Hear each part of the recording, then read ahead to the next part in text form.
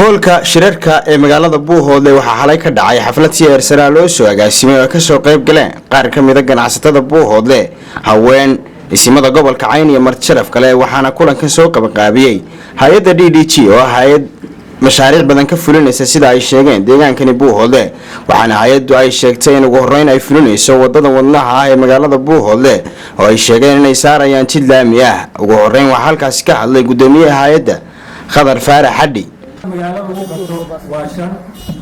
waxaa ka mid ah in magaalada biyo socdo leedahay meelaha ceelka imanaya ilaahay maadi waa samaysay dawladii kacaankood idin sameeyeen oo idin qoodin idinka gacantiina ku qotay waa mahad ilaahay leeyahay iyo mahad ay reer Buuhoodle leeyihiin calaamada labaad waxa weeye koronto inay leedahay alxamdulillah wata waa noo shiday maalin iyo habeen shirkadaha suura geliyeen aad bay u mahadsan yihiin saddexaad waxa weeye airport inay leedahay airportka isagana majalfad iyo gudin iyo gacan ba inta loo tagteen waad fasheen iyadan kacaan iyo dawladda idin ma samay gacantiina ku samaysateen taafaraad waxa weeye jaamacad inay leedahay ma sha Allah jaamacadii qabyada ha ahaatee laakiin waa noo furantahay difacadii ugu horeysay dhawaan bay ka baxaysaa iyadana mahadeeda ilaahay ka soo koob idinka iskale sifada shanaad ee noo hadhay waa wadada horteena marto madow ka dhigno daamul marino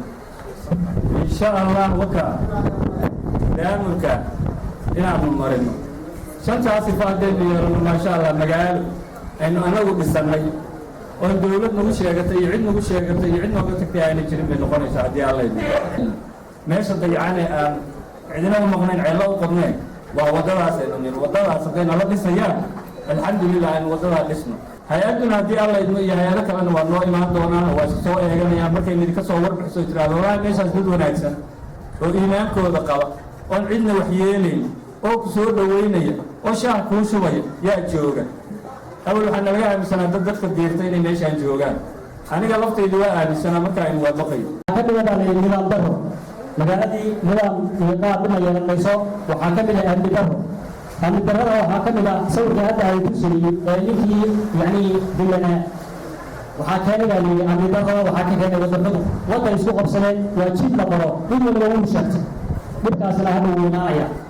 waxaa ka mid ah horumar liita horumarka deegaanka magaaladaasi aad uma kordho hadda aan wada jirin waxaa ka mid ah bilicda oo xumaata ama quruxda magaalada waxaa ka mid ah shilalka oo bataa shilalka kuwaas oo kale waxaa ka mid ah gurmadlaan haddii macnaha uu qabsado guri ka mid ah ama xaafad ka mid ah xaafadaha magaalada meel inka booliu soo barto ma heli karto marka mashruucu waxau ku saabsan yahay wadada oo aynu bilaabi doono hadalka inta marka wadada aad aragteen marka laami laga dhigo ninka maanta halka laamiga ahayn sidoo aad aragteen ugu soconaya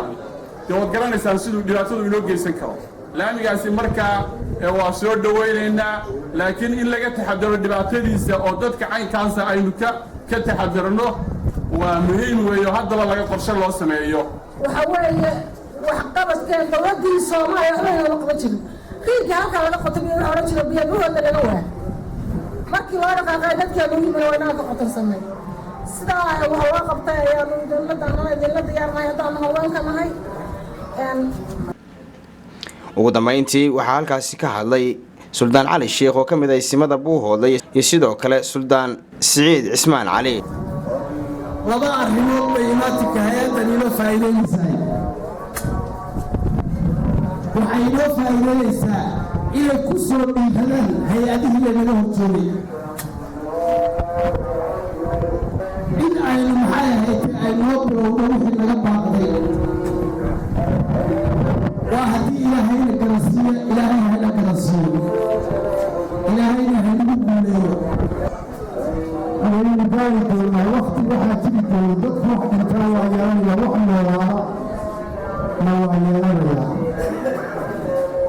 wakti waayo badan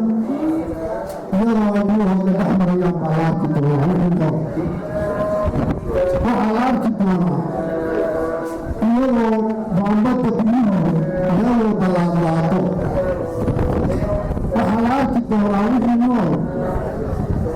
iyadoo airboortka maalintii wadda diyaaraduhu iyo habeenkii wadda soo fadhiisanayaan kacayaano aanu hay-adaha caalamigaa u sheegaynaa ammaan inaanu nahay inaanu nabad nahay inaanan hay-adaha dhimaynin inaanu dhulka ugu ammaanka badan nahay. hay-adani ayaa sheegtay inay jid laamiya saari doonaan waddo 4 kilomitir oo dhex marta suuqa magaalada Buuhoodle sidoo kalena ay mashaariic badan ka fulin doonaan deegaankani Buuhoodle. Cabdicasiis Aadan Jaamac, wararka TV-ga Som News, Buuhoodle.